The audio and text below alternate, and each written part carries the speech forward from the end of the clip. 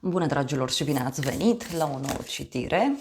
Dacă titlul te-a atras, înseamnă că ai aici cu siguranță un mesaj pentru tine. Îți mulțumesc pentru că mă urmărești, îți mulțumesc pentru că mi ești alături.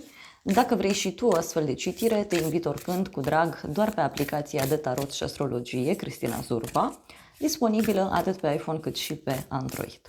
Avem niște pachete noi de tarot și oracol și vreau să le folosim. Hai să vedem acum pentru tine, pentru casă, în curând, în viitor, ce nu știi pe neașteptate și ce o să te mire. Hai să vedem.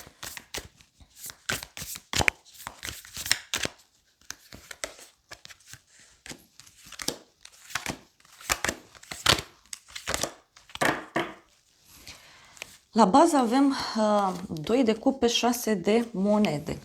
Uite, deci aici este vorba despre o perioadă în care relațiile tale sunt importante, e ca și cum negociezi ceva, dai bani cuiva, primești bani la rândul tău. Poate să fie vorba și despre o etapă în care lucrurile se echilibrează în viața ta. Poate să fie vorba și despre o etapă în care primești bani, dai bani la rândul tău. De asemenea, putem să discutăm și despre o perioadă în care lucrurile devin mult mai liniștite în viața ta. E ca și cum discuți cu cineva despre bani. Unii poate chiar sunteți într-o perioadă aici în care aveți niște discuții cu partenerul legate de cheltuieli. Dar, repet, este și o perioadă în care ideea de relație este foarte, foarte importantă pentru tine. Fie că discutăm despre o relație de iubire, fie că discutăm despre o relație de prietenie. Hai să vedem mai departe. Pentru tine avem așa, Marea Preoteasă. E o perioadă în care simți nevoia să te izolezi, simți nevoia să meditezi, simți nevoia să te retragi. Este de asemenea și o perioadă în care simți nevoia să cunoști mai multe. Marea Preoteasă totuși mi arată mie tot felul de secrete care sunt prezente în viața ta. Putem să discutăm și despre o perioadă în care ai simțurile mult mai dezvoltate aici. Poate tu ești secretos sau secretoasă în perioada aceasta, pentru că e ca și cum știi mai multe, simți mai multe decât spui, decât arăți. Ia să vedem despre ce e vorba cu Marea Preoteasă. Și acesta este un tarot nou.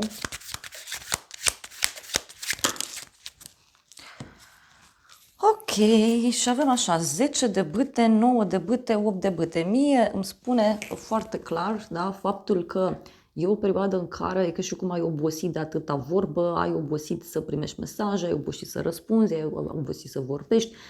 E o perioadă în care e posibil ca lucrurile să se întâmple foarte, foarte rapid în viața ta și e ca și cum te lasă fără cuvinte. Poate este și un moment în care îți dai seama că e nevoie să-ți conservi energia, pentru că sunt multe, multe lucruri aici, repet, care vin peste tine.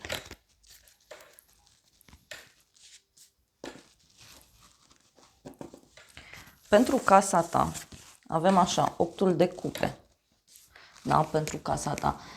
E un moment aici în care abandonezi ceva, dai la spate, fie ceva ce vrei să faci pentru casă, fie unii dintre voi e ca și cum dați la spate pe cineva important. Poate să fie și o perioadă în care te gândești să renunți la o situație, la o relație, te gândești să abandonezi ceva.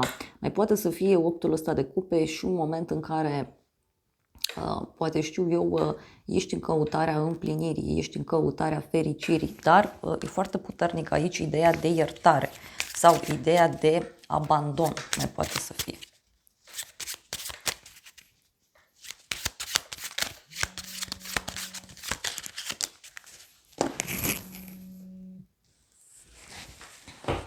Ia să vedem. Uite, 8-ul de cupe a venit clarificat de 8 de cupe. Deci poate e un moment în care ți se cere să abandonezi ceva, să te detașezi de ceva, să lași trecutul în urma ta. Uite, avem un cavaler de bâte. Deci poate ți se cere, știu eu, să te și bucuri de viață, să te aventurezi în ceva nou. Mai vreau o carte.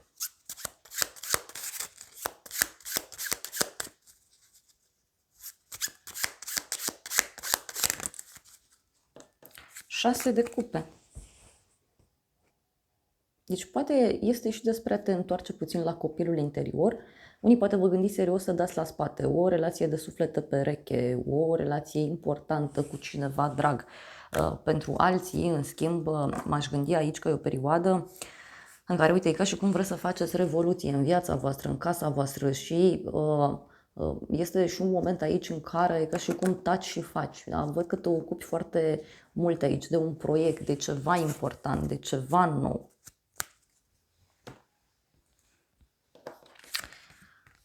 În curând, 7 de cupe. În curând, multe opțiuni pe care le ai. Poate să fie și cineva aici care îți prezintă realitatea puțin distorsionat. Mai poate să fie și o bucurie mare pe care o ai, dar și un moment în care te afli în fața unor alegeri importante pentru tine. Hai să vedem. În curând.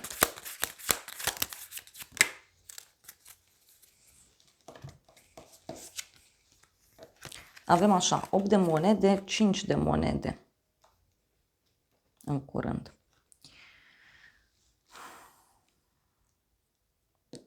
Văd aici că e ceva legat de lucru, e ceva legat de tine. Poate să fie și că abandonezi ceva legat de muncă, abandonezi ceva legat de un proiect.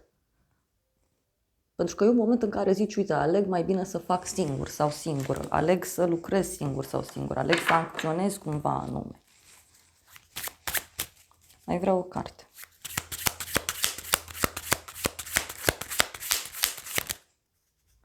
Doi de spade. În curând, nu știu, e cineva care nu știe ce să zică, cineva care abandonează, cineva care nu știe ce să facă.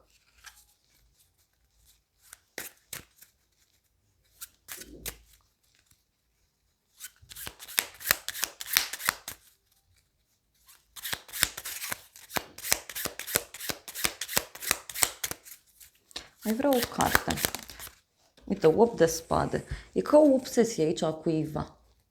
Unii e posibil să vă dați seama că anumite lucruri funcționează pentru voi și anumite lucruri nu funcționează. Și atunci să alegeți să plecați de acolo.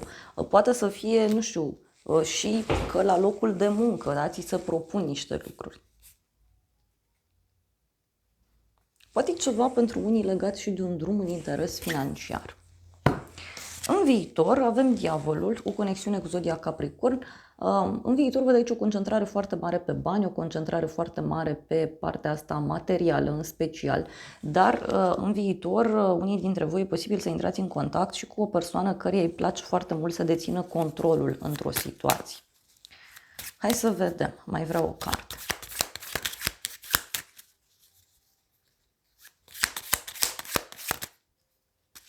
Steaua, o legătură cu zodia Vărsător. Un adevăr pe care îl afli, o soluție care apare. Dar poate să fie, uite, și o invitație la dragoste. Cineva care se simte foarte atras de tine. Cineva care se simte foarte prins în viitor. Steaua și cu diavolul, din nou. Da? Deci,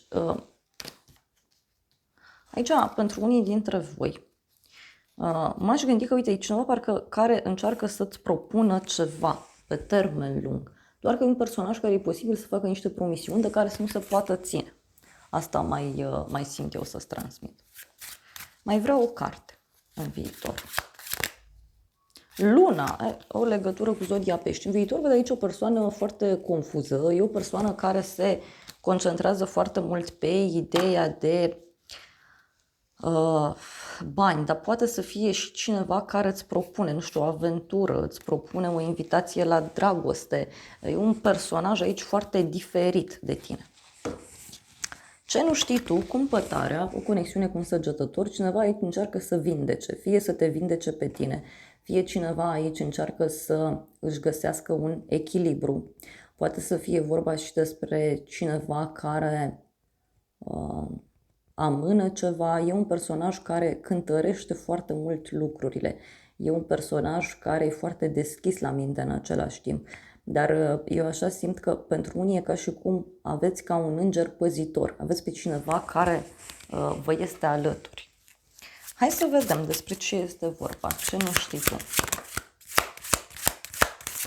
2 de monede, 6 de monede. Deci foarte multă dualitate. Foarte multă dualitate. Uite, e cineva care parcă încearcă să te impresioneze ca să câștige bani. Sau poate să fie vorba despre o persoană care ia bani dintr-o parte, îi dă în cealaltă parte, cineva care încearcă să-și găsească un echilibru din punct de vedere financiar.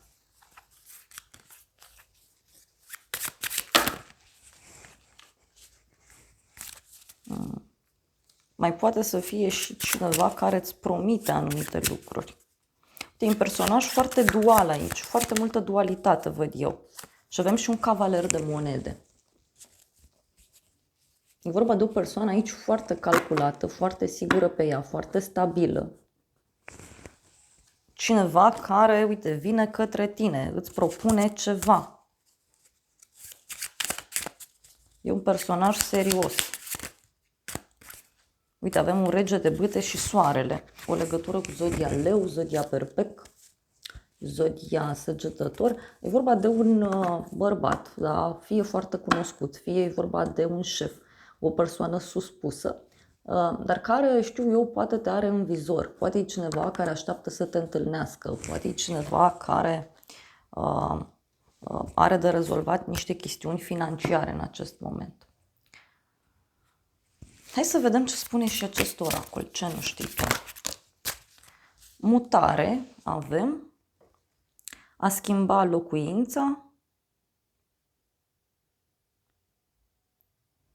a schimba sau a te muta cu partenerul. Uite, poate e cineva care face niște pregătiri pentru a vă muta împreună sau cineva e ca și cum caută să se mute, caută să plece. Și avem intuiție. Acel steag roșu pe care tu îl ignori acum va veni mult mai târziu și avem angajament. Lucruri care devin serioase. Deci poate cineva care își dorește ceva serios cu tine, doar că își calculează foarte bine fiecare mișcare. Vreau să vedem ce spune și acest oracol. E prima oară când îl folosesc cu voi. Ia să vedem despre ce e vorba. Pentru că eu simt aici că e cineva care ți este ca un înger păzitor, cineva care te ajută, cineva care ți este alături. Da. Au ieșit mai multe mesaje, o să le las, că tot ies multe. Avem așa.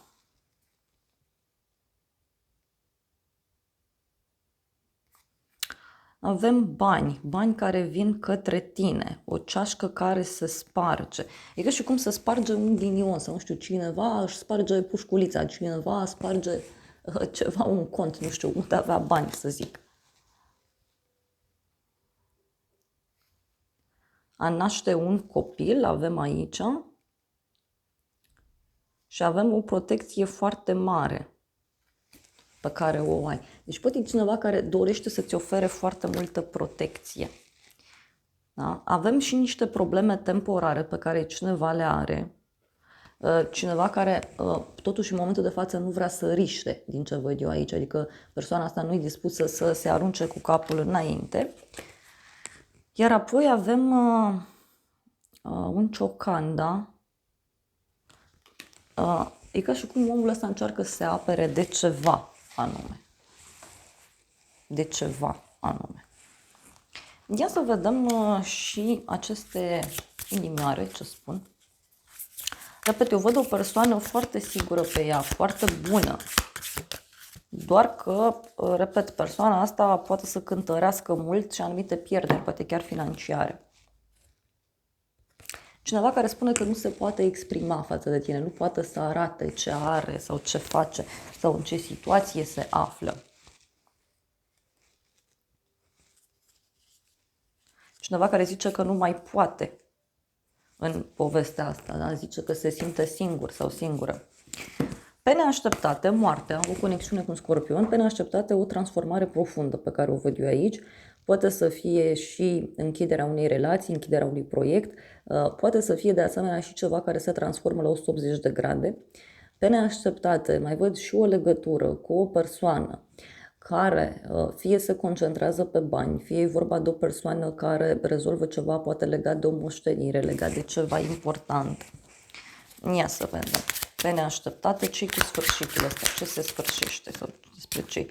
Ermitul, o legătură cu zodia Fecioară. Deci aici, pe neașteptate, poate să fie și un moment în care cineva alege singurătatea sau poate tu alegi singurătatea.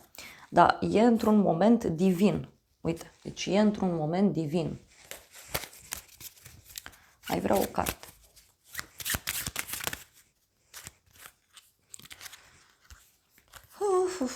Șase de bâte. Ok. 6 de bâte, pajul de cupe și cavalerul de cupe. Aici poate să fie, uite, și o invitație la dragoste.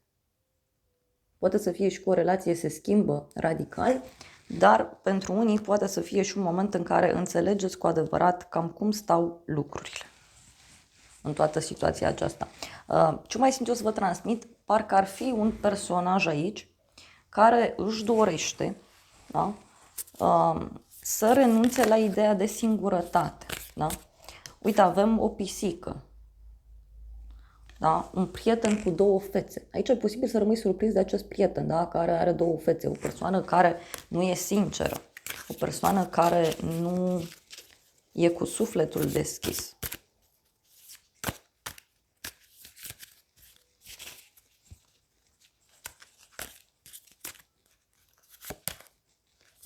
Și avem aici obstacole. Deci cineva care întâmpină niște obstacole. Pentru alții, pe neașteptate, poate să fie și o persoană care își urmărește aici interesul.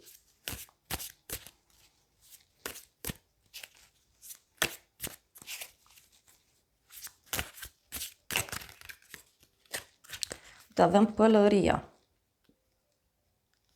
Și că tu o să joci un rol diferit. Posibil aici, da, să fii surprins de o persoană falsă. Avem luna august. Deci poate ceva ce s-a întâmplat în august. Cifra 8, zodia leu, zodia fecioară.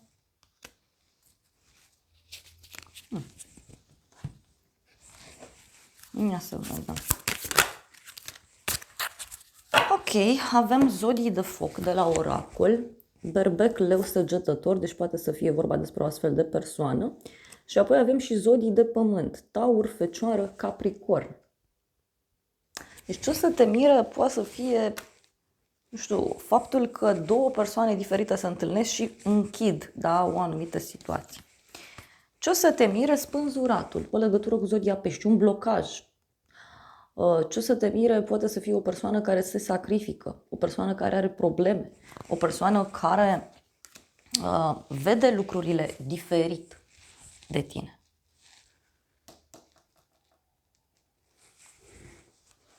Ia să vedem despre ce e vorba.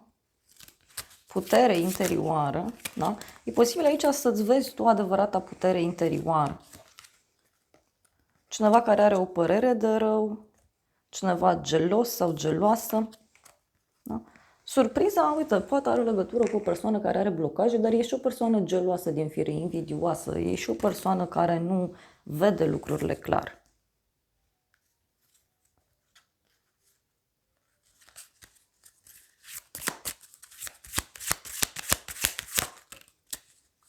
Anxietate și iertare.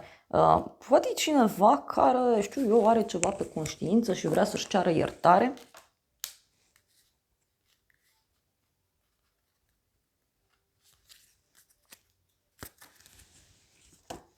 Ia să vedem ce spune acest oracol. Avem craniul. A ascunde secrete. Deci ce să te miri? Cineva care ascunde niște secrete. Cineva care ascunde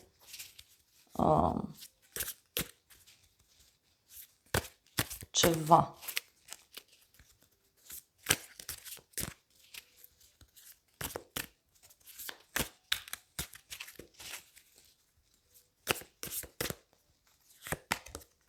Și avem ușă. Oportunități care te așteaptă. Poate să fie și un moment în care, uite, ce o să te mire, pot fi niște secrete pe care le afli, niște informații care, știu eu, poate te determină, da, uite că tot discutam de relație, să finalizezi o anumită relație. Și avem un inel care e rupt. Părți, da, dintr-o poveste de iubire, dintr-o afacere. Deci poate să fie și o relație aici care se rupe. Ce o să te mire pe tine? Mai vreau o carte. S-a întors și avem romantism, celebrare, petrecere. Ce o să te mire? Poate să fie, nu știu, ceva ce se poate întâmpla la o petrecere sau ceva legat de o petrecere.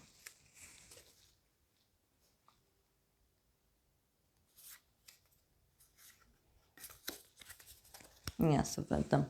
Și avem calul, o călătorie scurtă. Vreau totuși un mesaj din acest oracol. De surpriză e cineva aici care se sacrifică, cineva care are probleme. Ei, da, aici avem așa, sexualitate și cineva încă se simte atras de tine și avem semne de aer, Gemeni, Balanță, Vărsător. Deci poate cineva care se simte legat de tine, cineva aici care poate are niște probleme în plan amoros. Ce o să te mire? Avem vacanță. Da? Tu vei călători cât de curând, avem aici. Ce o să te mire? Deci un drum pe care îl faci și la care nu te aștepți. Și avem a merge mai departe. Cineva nu este disponibil, ați pierde timpul, e sfârșit. Și aici avem o altă persoană. Cineva este în această relație, cineva încearcă să saboteze asta. Deci surpriza poate avea legătură cu cineva care iese dintr-o relație sau poate tu ieși dintr-o relație. Da, mai vreau și niște mesaje din acest oracol și apoi ce o să te mire, da? Despre ce e vorba?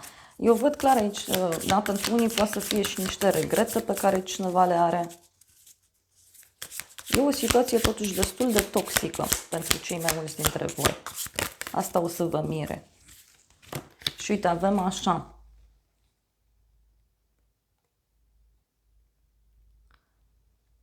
Cineva care vrea să-și ia înapoi adevăratele sentimente. Cineva care regretă, repet. Totuși e cineva care se simte atras de tine.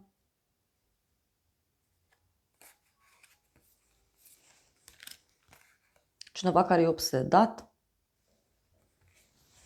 Cineva care are probleme.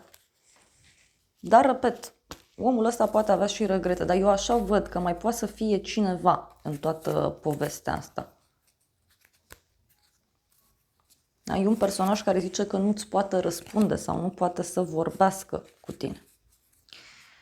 Da, dragilor, acestea au fost previziunile de această dată. Eu vă mulțumesc pentru prezență, vă îmbrățișez cu drag, sper din suflet să vă fie de folos informațiile și să ne revedem cu bine și data viitoare. Eu vă doresc să aveți parte de o zi sau de o seară cât mai frumoasă.